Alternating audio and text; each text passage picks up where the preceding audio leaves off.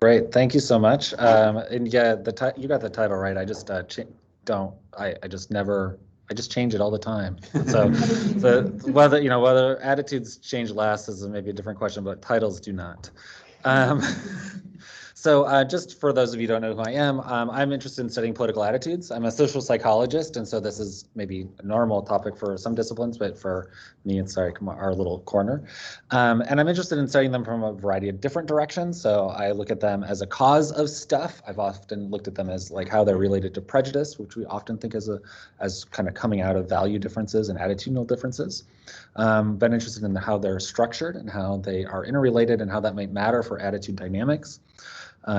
And I've been interested in them as a consequence of stuff, such as life events and different experiences that people might have and how that might affect their political attitudes.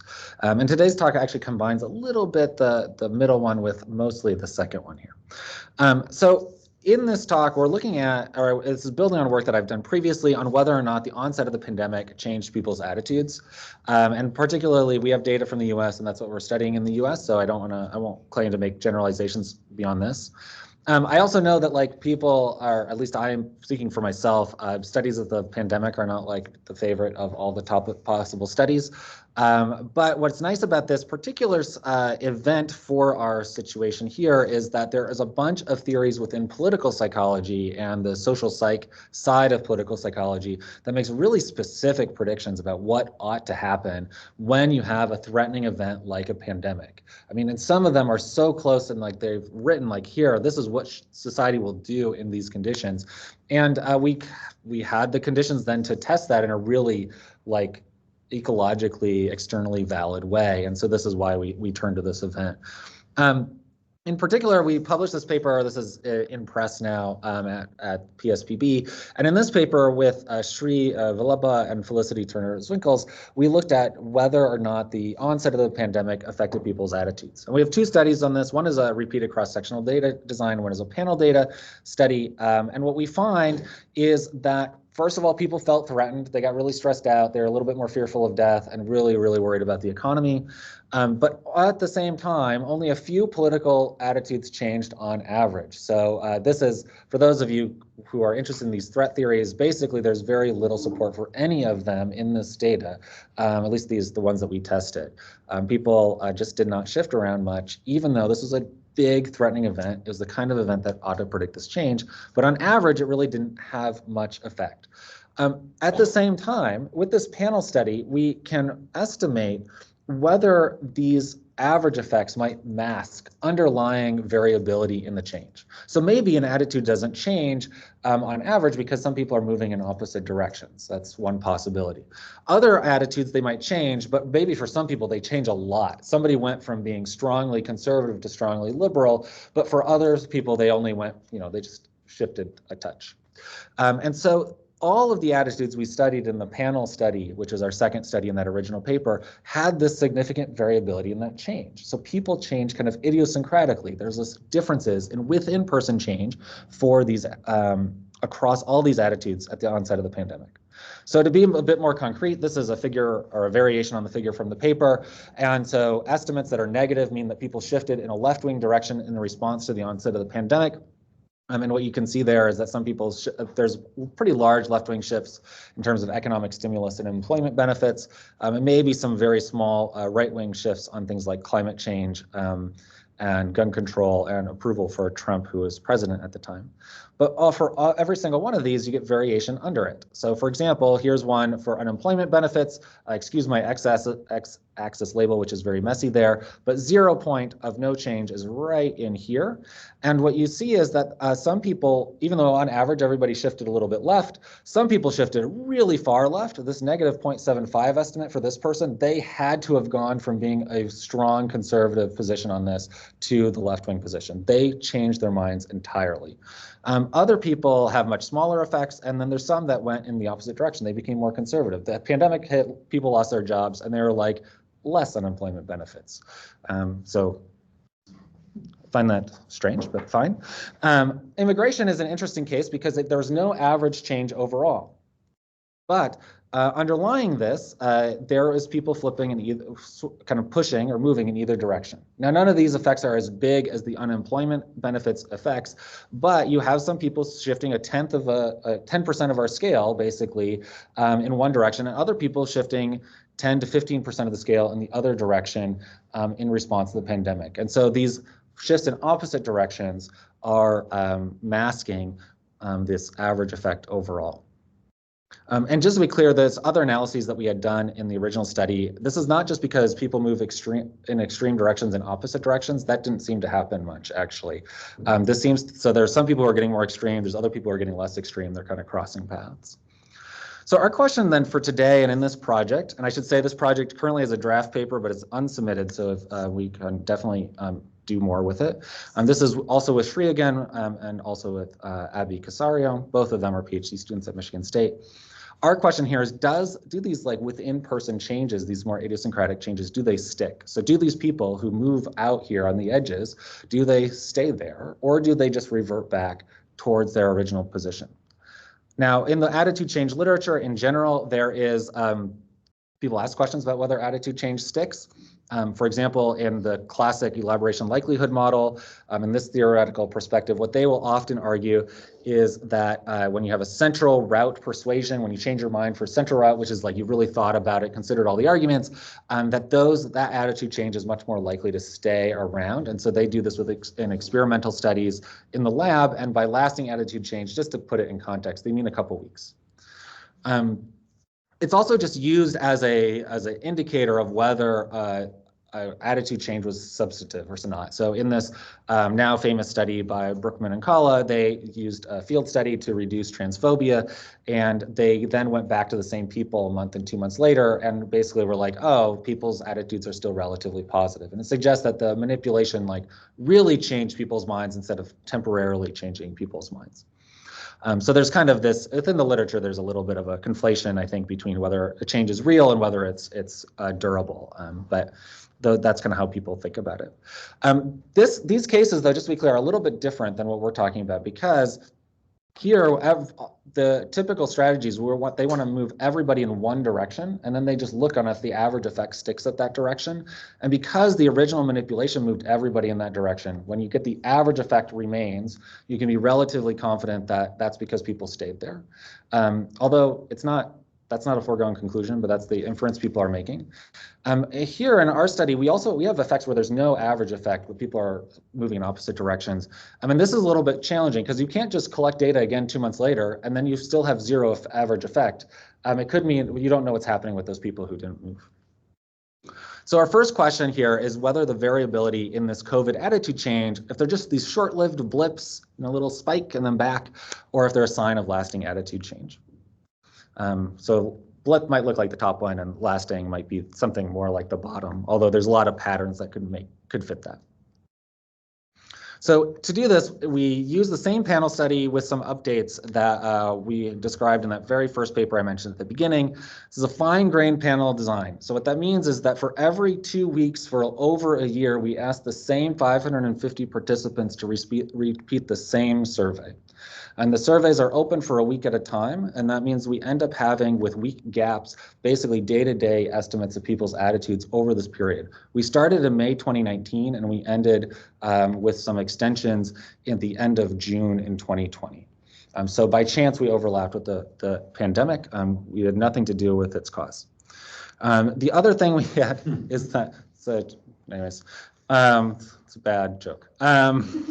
Can tell because nobody laughed until I explained it. And we also have lots of attitudes. I like to do this in work because I think if I show that something works for one attitude, that's fine, but that doesn't feel very generalizable to me, just like we should generalize to multiple people. I think it's good to generalize to lots of attitudes. So here's my other waves. Okay.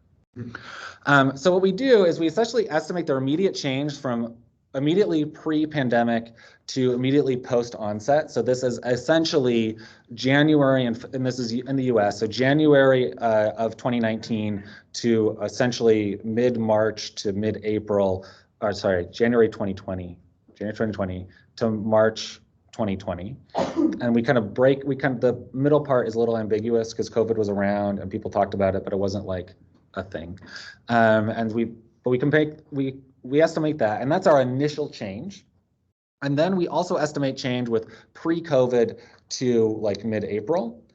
And then we do pre-COVID to mid-May, pre-COVID to mid-June. And we estimate these changes for every participant in our sample. And then what we're interested in is essentially how do those changes, estimates of change, correlate together. It's one way to think about it, and how we've been trying to pitch it is as a test-retest reliability, but for changes due to an event, as opposed to like test-retest in a measure or something like that. So our data is this year-long panel study, biweekly panel study, originally going to the end of April 2020, but then we were able to reconsent participants who agreed for an additional 4 waves. So it's a 30-wave study. These are collected via prolific, so these are not representative of anybody but the people who agreed to be in the study. Although we did try to recruit people based on the proportion of voting for Clinton versus Trump versus not voting in the 2016 election. So we tried to get some variability on that. And there's 17 issue items. There's including policies, political identities, and presidential approval. So then for each participant, we calculate a difference between their pre-onset mean attitude. So that's essentially January 2020, with their mean attitude between March and April, mid-March and mid-April, mid-May, mid-May and mid-June, and then mid-June till the end of the study. There's a few, on average, there's 2 to 3 observations per person in each of these little subsets. And we do this because we want to try, this kind of helps us reduce some measurement error by averaging there, which is useful because an alternative explanation for a lot of this is just random fluctuations for measurement error. But of course, these like cutoffs are all arbitrary, but this is just the how we chunked it. And kind of what we're doing then is comparing, like, does that March change, is that correlated with people's April change and their May change and their June change? And that gives a sense of whether it sticks. So on average, they do stick, or they're kind of, the estimates are similar, not exactly. So here's the March changes, which is very similar to original paper, not identical because the methods are somewhat different, but it's very close. And you kind of get the same ones that had same attitudes with big March effects, had big April effects, big May effects, and big June effects. Although things kind of get wonky in June. But if you're really like for the expert historians on the summer of 2020, you'll know that you'll remember that the Black Lives Matters protests and the murder of George Floyd happened actually shortly before this wave, and so we're seeing some movement because of that. But that's actually a nice thing for this test here, because if it's sticky in the face of another big social event, that's evidence for a lot more stickiness than if it was just a boring, slow summer. I want highlighting these two here because they'll show up in other figures because they're easy to crop out from my bigger figures, not for any other reason. But you'll see that childhood vaccines here has no real average effect, whereas unemployment benefits tend to have a pretty strong negative effect. And then that's just something to keep in mind as we're looking at the stickiness, just because it gives it a reasonable comparison across different kinds of attitudes. So first, just to give it some examples of what this can look like for people, these are all real participants, but they're chosen for to kind of show different patterns. So this person here, in pre-COVID, they had a relatively conservative attitude about unemployment benefits, or maybe middle of the road attitude, I should say. It's a 0.5. But then after COVID hit, which is then in March, they had a bit of a more liberal perspective. But then in April, they started to trend back towards their original position, and actually by the time they get to June, they have a more conservative position than where they started. And so we're comparing, what we'll do is we'll compare this change to this change to these changes. This person here, from pre-COVID to the March comparison, they got a little bit more liberal. They got a little bit more liberal yet again in the April wave, and then they kind of stayed there. It's another possibility that people showed. This person here is the kind of blip pattern I talked about before. They change initially in a conservative direction, but then bounce back. And these are all for unemployment benefits. And then this person here, they were liberal, they stayed liberal, they were not changing their mind. And actually, I mean, how the scale works, they couldn't, right? Maybe they got more liberal, but we just needed the scale to go even further. So then what we can do is look at the test-retest reliability. So this is actually way more complicated than it seems, because in the ideal world, what I want to do is I want to just take I have a data frame of different scores for the initial changes in March, and then there's a column for changes for April and May and June, and I just can throw them in a correlation matrix and I can show you that. That would be super handy. But unfortunately, because they're different scores and they all share the same pre-COVID bit, they are correlated just if nothing happens. And so you can't just correlate them naively. So what we did is we just essentially did a permutation test where we scrambled the time variable and then 1,000 times and did the same analyses on this data set where we know there's no time effect, there's nothing happening. And we use this to construct a null distribution. And that's what you see here with these the gray bars here. So this is where we would expect stuff to be if there was no effects at all. And what you can see is that no effect is all above 0. So this is why we can't use our standard significance testing here. And then we estimated the correlations that we do observe. And this is on average across all of the attitudes. What we see is that, first of all, they're all above that null distribution. So there is stickiness compared to nothing. And we see that the estimate goes down over time, which makes some sense. As you get further away from the initial change, people do start to slide around a bit, especially they have these other historical events that happened that push people around. But they do kind of come down. That said, they're still pretty high. And it's a little hard to gauge what is high in this context because understanding test-retest reliability with different scores is not something done really, but it gives us a sense. So this test-to-test decreases with time, but it's reliably better than the null, which is nice. We can also look at this as individual attitudes. So here's our unemployment benefits and childhood vaccines. And you can see that unemployment benefits, it started off pretty sticky and worked its way down. And towards the last comparison there, it's no longer different from the null. Childhood vaccines started off sticky with that initial comparison, but then went down and was no longer different from the null after that. And we can look across all these attitudes here, and I'm not going to go through all of them because there's 17 of them and we have 20 minutes in total. But you can see like ideological identification here. I got to say this one I was surprised by. I was first of all surprised that it was sticky at all because I felt like this is like an identity. It's really stable in the data set otherwise, but it seems like this one changed and then stayed pretty changed across all the different comparisons here. Whereas this one, which is aid to Black people, it never really got out of the null range and even just went down to right being exactly what you'd expect if they didn't stick at all. So it does vary across these attitudes. So did it stick? It did. These changes, these kind of individual difference or individual specific changes due to the pandemic's onsets were relatively but not perfectly durable, which I think is suggests that this pandemic did cause some attitude change, but you don't necessarily see it on average. You see it people did shift and they stuck there, but it's just they shifted in different directions. We have a second question about who does it stick for that I'm going to go through quickly for time reasons. Was basically what we did is we ran these multi-level models where we had the earliest change, which is our March change, predict our later change, so April, May, and then June change. And we tested some moderators of this. The idea being that then, if at higher levels of the moderator, for example, March changes were a stronger predictor of April changes, this would give us a sense that it's more sticky for those people. So we looked at a few things. We looked at age. Age is often discussed in the political socialization literature because young people change their attitudes.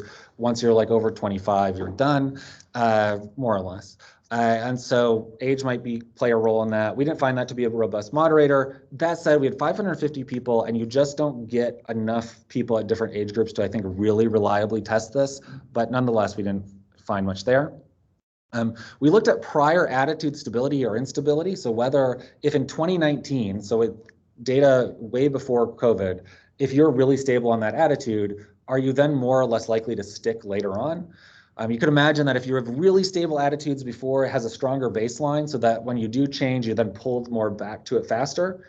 It could also mean that if you have a really stable prior attitude, but then you change, that change is a big deal. And since it's a big deal, like you stick there, it doesn't, we didn't find evidence for either, but I thought it was a good idea. And then the thing that we find to be more robust is that we find that for people with constrained attitudes, so they have consistently liberal or conservative attitudes, when the change is in the direction that's consistent with their attitudes, it sticks. And when the change is inconsistent with their attitudes, it bounces back to where it was before.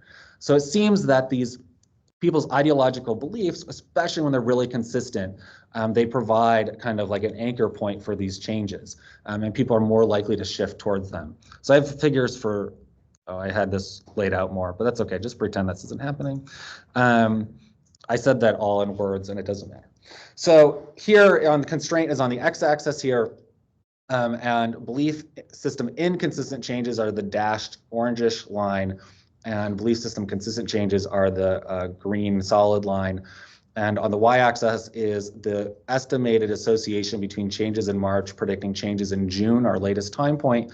And we can see here is that as you get higher in constraint, so more consistently liberal or conservative attitudes, belief system consistent changes tend to be much more, stick more. And belief system inconsistent changes tend to stick much less, going down to basically no association. And we see this for the other two time comparisons as well, for both April, the top left one, or in May, the top right one. So we find that change is relatively durable up to 3 months post-COVID onset. So these are just within person idiosyncratic changes are durable changes. They're not just fleeting effects. But they're not identical across attitudes, and we're not identical across participants.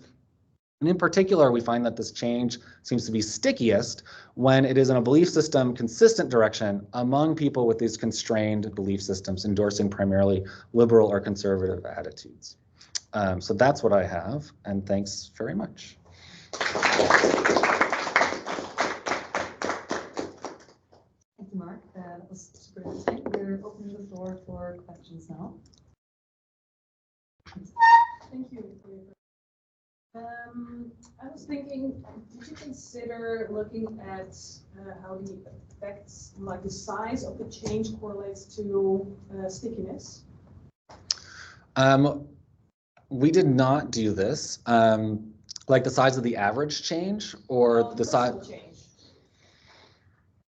No, we did not. Moderator. Yeah, we did not. It's an interesting idea. My hunch is that, so there's a lot of people in the data that if you kind of, you have to like make categories that are like not gonna be accurate because that's how making categories works. But if you kind of like take people who had almost no change initially, they also tend to almost have no change later. There's like a fair number of people who are just like not moving much to begin with and then not moving much later as well. So I would worry, I guess, is that there's the low changers are never moving basically, and so it almost would have to be the case that they are stickier because then they're not moving later. Yeah. Like, but it is I wonder if there's a way to get at that. I might be, because I get the like, so yeah, if you are like radically, because I think your point is like if you are radically changing your mind, that could mean something different than if you're just like. Yeah, exactly. Just sliding over an inch or two. I was thinking maybe a slight change in attitudes could be more sticky than a radical change. Yeah, right. So if you get like a little bit more left wing on unemployment benefits is maybe a different situation than if you're like, well, no, actually I'm anti-employment benefits now or something like that. Mm-hmm. Yeah, it's an interesting idea. I'd have to think about the best way to test that with the data. It's one of these situations where I think the idea totally makes sense, but whether the data allow us to do this. Yeah. Thank you. Yeah. All right. Yeah. Thank you. So I like the approach here, and I was wondering. So you show that there is some stickiness to it, and I was wondering because you mentioned, for example, the June events. If something like the pandemic, like this really big event that in some way threatens people and moves them to reconsider politics and their political attitudes, if it can move them in a certain direction, and if that is dependent, for example, on their partisan stance. Then I was wondering if you have another event coming later, should this in theory further move them in that direction that they were already going before? Like it just makes them more extreme because there's so many big events happening?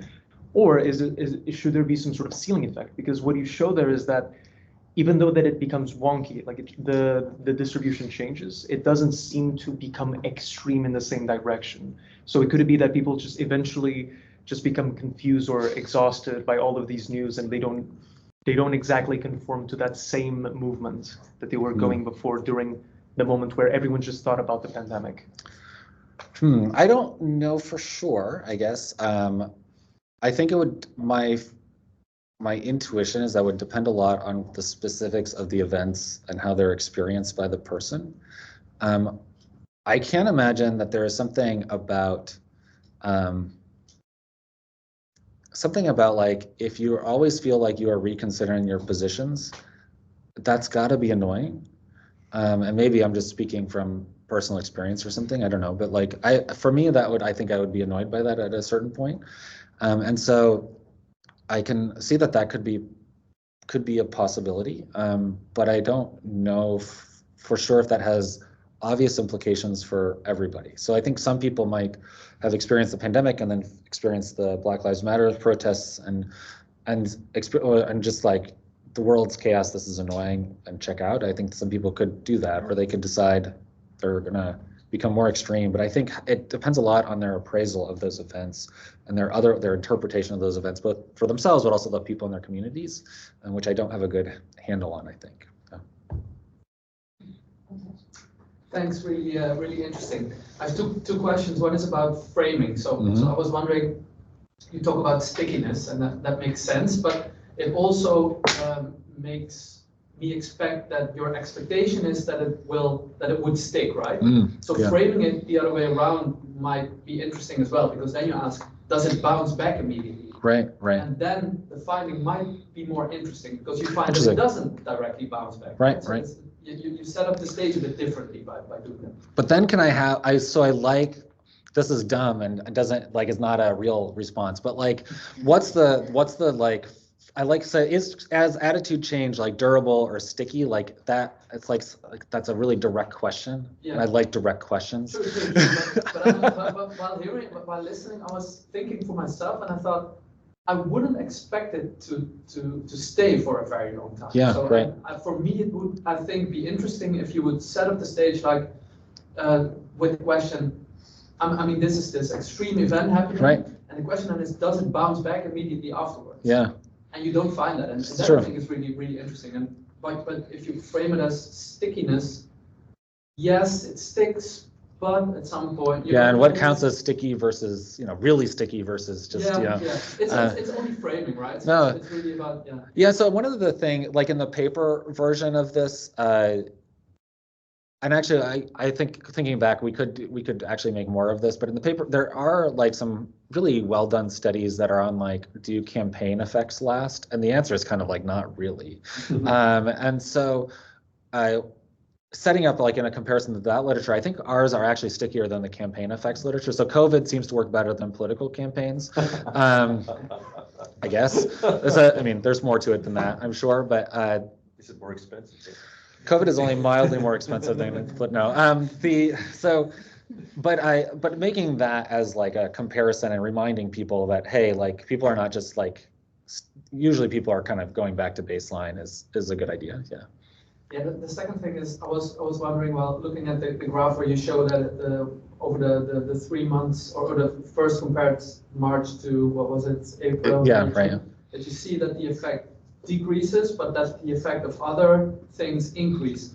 And you also explain, right, events happen, etc. Right. So I was wondering, to what extent do you think it is due to the salience of certain topics, so that it is like that you could like make a distinction between different salience moments, and that would affect to what extent things stay or shift? Yeah, a great idea. We're actually in the process of running studies to test this now, not with this data, but I was just at a different meeting earlier this week where we were working on stuff directly related to this and trying to get a sense of if salience in a country or where, like in the media, how that might give the opportunity for attitudes to change.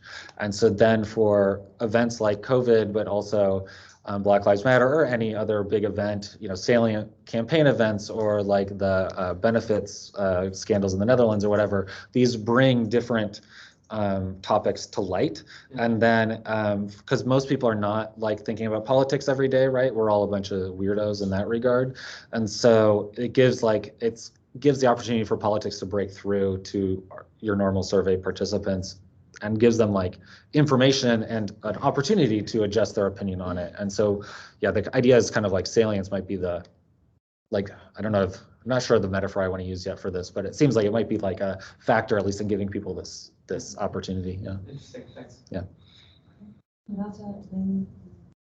So I will follow up with a question from our online viewers that links actually to what Matthijs was talking about.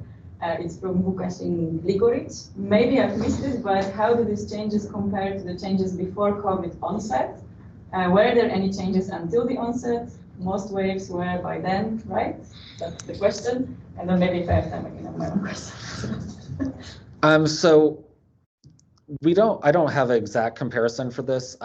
We know from how, like, if this is like one of the average changes, at least we can that we get from the COVID, that from our original paper on this, for example, we know that those are the ones that are like these big, primarily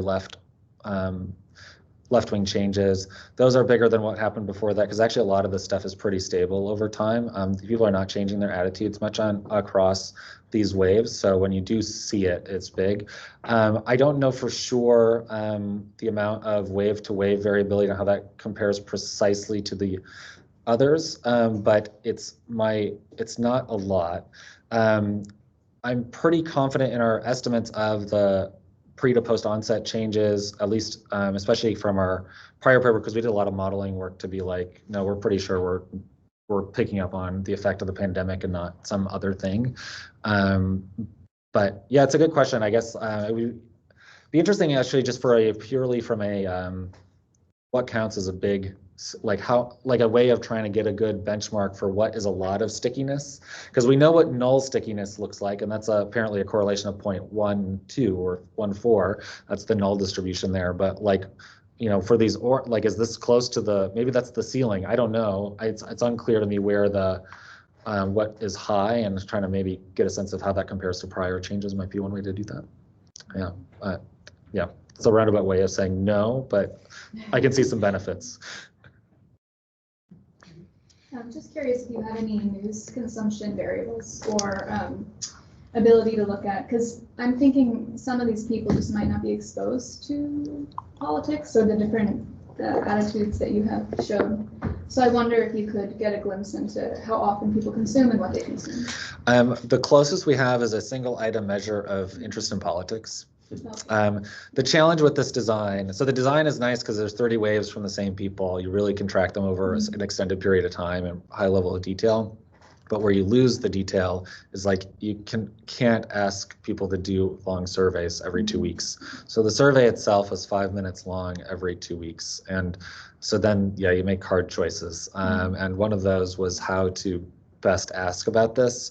And so we ended up asking just a single item of political interest. But yeah, it'd be interesting to like, in my dream world, and actually if anybody has ideas for funding for this, love to chat, but is to get a study kind of like this, but then also try to track people's media habits at the same time, and try to put together these different streams of data that we have about people's media consumption habits, but also like get a sense of what's going on with their social media, behaviors, and try to put together a bit more.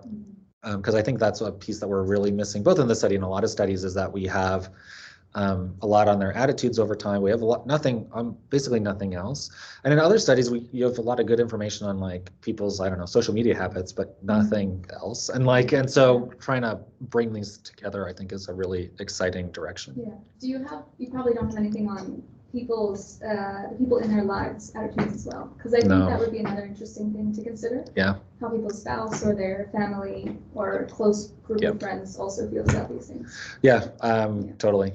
Yeah, I don't disagree. No. Yeah, I was just going to ask, do you see like any patterns when looking at the stickiness of different attitudes? Because, for example, I could imagine that whether the attitude change is sticky depends a little bit on whether it's an attitude that is somehow confined to like the specific situation. So for example, now that we have all those additional costs, we really shouldn't spend more money on like social security or those things. Whereas if it's like a fundamental change in like a certain view they have on like politics or society, that this would be stickier. Yeah, it's a good idea. I guess I don't have a good way of indexing whether the attitude is like situationally relevant or not. I can like make some stories about all of these, but I don't feel like I have a good principled way of doing that. But to me, looking at this, it's not super obvious that that's what's happening. So I see definitely that unemployment benefits, which I think is one that ended up being quite relevant to COVID, does get less sticky over time as people, I think, were like, especially in the US in June of 2020, people were like, all right, let's wrap this up. That was maybe not the correct attitude, but it was the attitude. But others like this terrorism item, I don't think is particularly relevant one way or the other to COVID, but it shows like it was sticky initially and then it kind of dropped off. It's not obvious to me. Healthcare stayed sticky, maybe, but that should have been maybe more situationally relevant. So I don't know. I guess because I don't know if there's or maybe somebody has a way of like how to identify what attitudes are like situationally specific versus those that are more like a fundamental change. Be interesting because you could also imagine like outside of this context, just like maybe there are some attitudes that are just more affected by the conditions on the ground that people are experiencing. Others are more independent of those conditions, but trying to identify those a priori and then predicting that would be super cool. Yeah, it would be interesting to see if people know why, or like even if they know that their opinion has changed or their attitude has changed at this time. Yeah, there's been studies that ask about that. We don't have that, but other people have asked about that, and it's a mix of like people. There are some people who are right, but there's some people who are like hilariously wrong, and so it's hard to know. Thank you. It was a really interesting talk. Thanks. And very cool that you kind of got this lucky with your wave of surveys. I mean, millions of people dying is super. It's nice that something positive could come out. Yeah, lucky maybe not the right term. But I was wondering, it kind of goes back to Matthias's question about sort of framing and so forth. Mm-hmm. Whereas I'm not an IR scholar, but I would say that IR theory would kind of suggest that COVID might be something like a rally behind the flag effect, where you might see attitude change in one single direction. Mm-hmm. Whereas then, as you mentioned, you have George Floyd, Black Lives Matter protests in June, and that might be a much more polarizing event. Mm-hmm. So therefore, you might expect to see that reversion because one thing would pull people in one direction, and the other would reinstate this traditional polarized media framing. I'm not trying to think of a way that you would sort of test for that, whether something like Black Lives Matter protests caused this mean reversion. I don't have a great idea off the top of my head for how to do that. One thing though is you do have daily data, right? So this is looking at within subjects. Mm-hmm, but you do have daily data across subjects. Right? Yes, right. So in theory, could you do something like a interrupted time series or kind of like an event study like you see in finance literature and look at, I don't know if something like George Floyd would be a specific enough date, or if the protests, it took time to scale up, right? Yeah, so we did, our original paper on the COVID stuff was an interrupted time series design, essentially. Yeah. And I would suspect you'd get similar stuff with the George Floyd, just looking at the what we see in my kind of overall analysis here. One thing I think what's kind of interesting is whether I guess like the June changes, I don't see they seem to be maybe a little bit different than the others, but it doesn't seem like a radical difference in pattern of results. So I'm not sure it ends up being quite it's distinct, obviously, topically and societal implications, but in terms of attitude change, I'm not sure it's distinct in its properties. One thing that, like, I'm trying to been thinking through the constraint result there because what was interesting is that we don't really see tons of polarization, but we did see this as like a way of like a sorting event almost, where people are like using this as like, oh, a cue or an opportunity to like repackage some of their beliefs in more consistent ways. And I wonder if that's what's happening would also be what's happening with Black Lives Matter or other societal events, is that they is trying to think about maybe there are some events that scramble people's points of view and then like kind of lead to a less sorting, but then there's other events or responses to events that consolidate those, and trying to distinguish between that, because it can't be that every event just consolidates stuff. That otherwise we just all end up there, and that's not what happens worldwide. But trying to get a sense of when and why that happens, these kind of like consolidating versus not anti-sorting events or whatever, could be interesting. Yeah.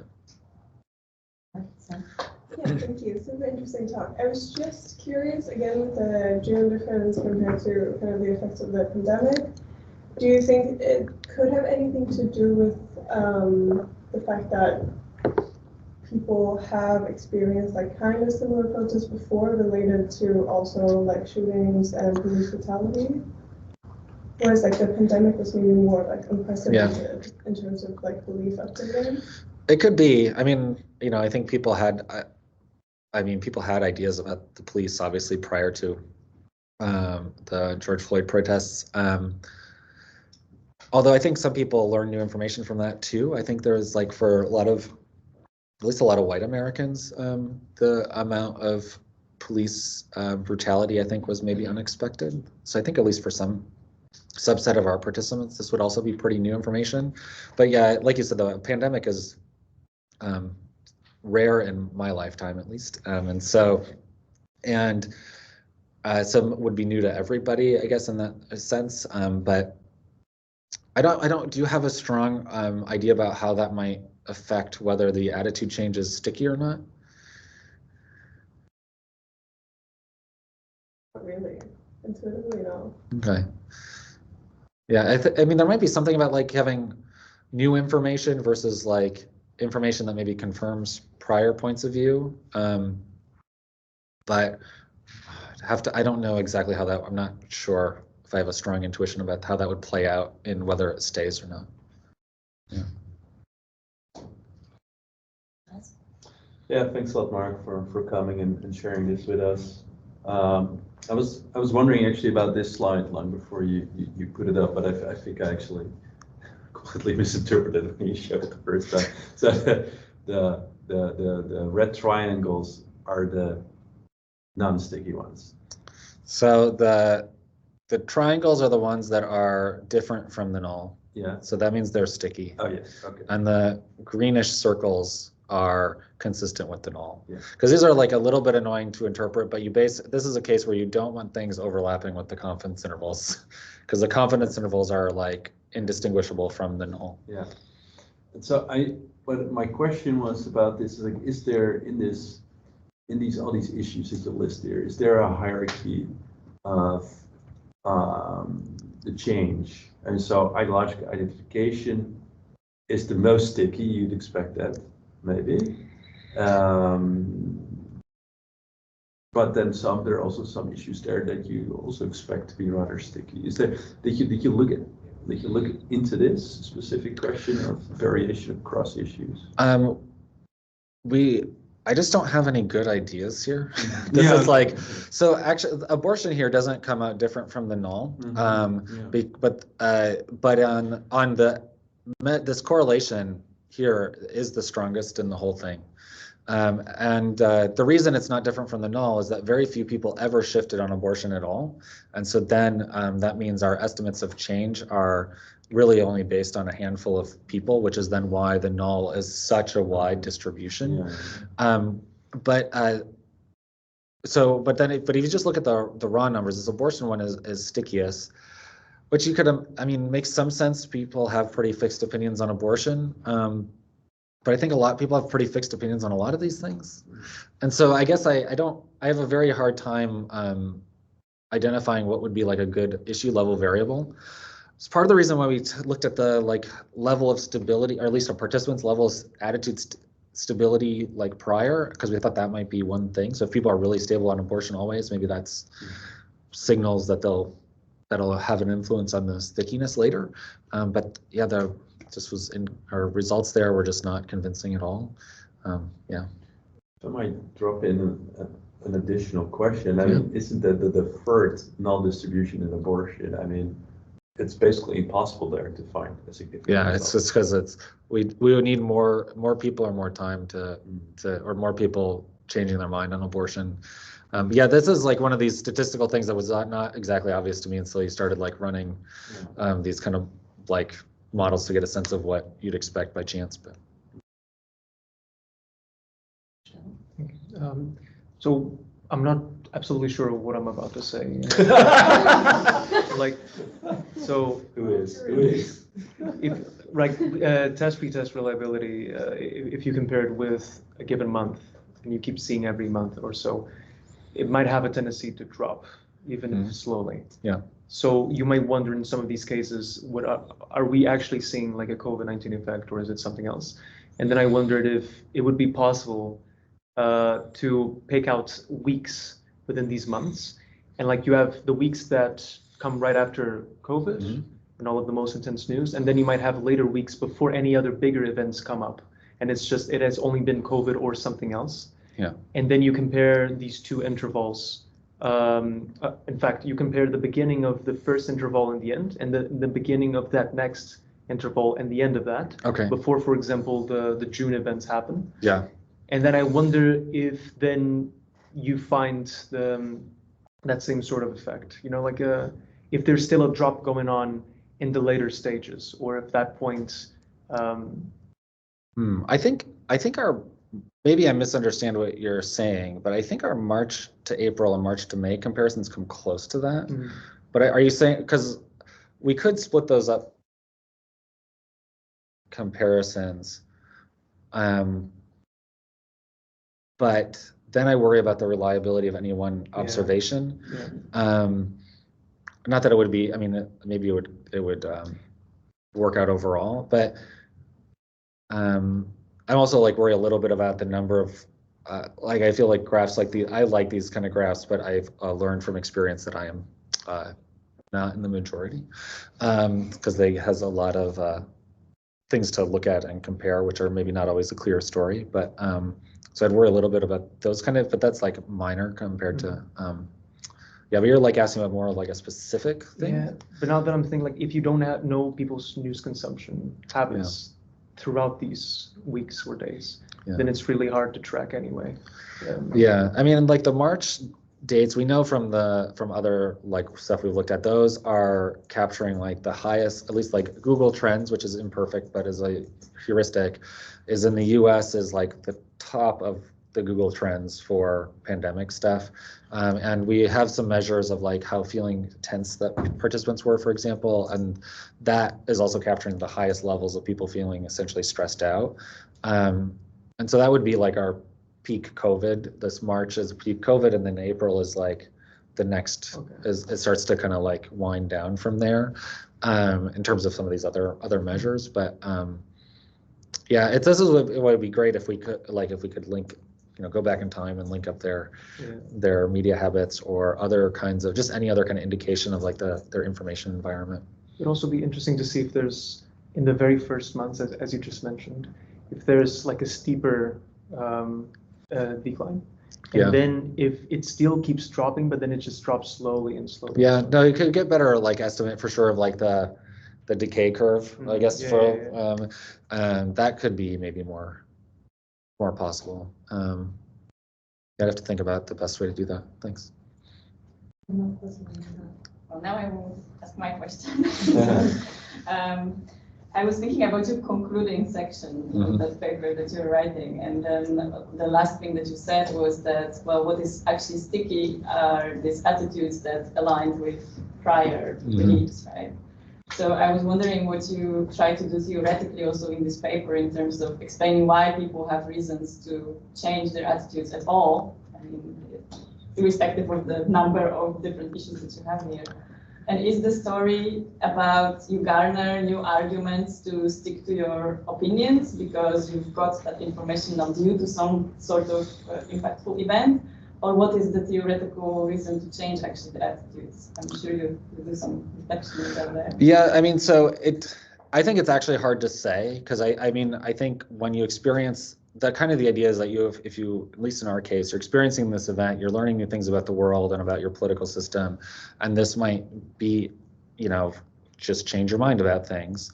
It could also be like this is an event, very specific needs come up, and you change your mind in the moment, but then like those needs change, and so then you change, or it could be like some sort of like almost this is maybe uncharitable, but almost like a panic response, like, oh no, this is terrible, we got to do something, and here I've changed. But then like as the panic subsides, even though the situation hasn't changed radically, you kind of just go back to your baseline. I don't think we really know what any of those are happening, and we don't have good access to like what kind of information they're considering. But the idea is that yes, if it's durable, they've kind of internalized the lessons, so to speak, of the onset of the pandemic for their attitudes. The idea with the constraint stuff, the way that we try to develop that is that people from like a belief systems dynamics perspective, people who have high levels of constraint should have a bunch of attitudes that are all kind of trying to be consistent in like a reduced dissonance sort of idea, whether it's just nobody can measure that, but that's the idea. And so then if you are, and then people with really highly constrained belief systems, everything tends to be highly connected in those cases, and they push for consistency more, and so that might be why they're more impacted by this consistent or inconsistent change. But there's other things that could be happening there too. It could be that the belief system consistent change especially for a highly constrained person, their like immediate social environment or maybe their news consumption or whatever might also be reinforcing that change too. We don't know what that is. There's a lot of reasons why that could be going on. But there's at least something about either their psychology or their environment that seems to reinforce these changes in a way that doesn't seem to happen for the low constrained people. But trying to figure out like what exactly is playing a role there is unclear. Yeah. Okay. But I have a very boring statistical question. Perfect, yeah. To ask you. Thinking about the null distributions and just a bit more about how you're constructing them. I was thinking of it the first time around like it was kind of like randomization inference in an experimental sense, except instead of scrambling treatment assignment, you're scrambling time. Yeah. And maybe I'm just thinking this conceptually wrong, but if that's what you're doing, why does the confidence interval get wider for abortion when you have stickier attitudes? Like, why isn't it yes. the opposite? So what your description of what we're doing is right. So just to be clear, we're basically taking for every participant, we take the days that they completed the dates that they completed the survey, we randomize them, and then into a new order, and then we do all the analyses again on that new order. So it breaks the link between time and everything else. The abortion stuff, the reason that those are wide isn't because they're stickier, it's not because their attitude change there is stickier, it's because that many just don't change to begin with. And so then that means that there's only a handful of people driving any of the correlation on this anyways. Like if you look at the scatter plot, there's a bunch of people right on no change in March and no change in April. And then there's people along the axis out of that. And so then when you scramble time, what it means is like there's people in the data set that they did have a big change on abortion attitudes at the onset of the pandemic. They became more liberal, let's say. And there's some people who became more conservative, but they became more liberal. And so, but when you scramble time, sometimes that is, earlier in the sequence or later in the sequence, but because people are not changing a lot on this like that, and most people aren't changing that one observation bouncing around has a big effect on the correlation, on these correlation metrics that we get here, which then creates this big wide thing.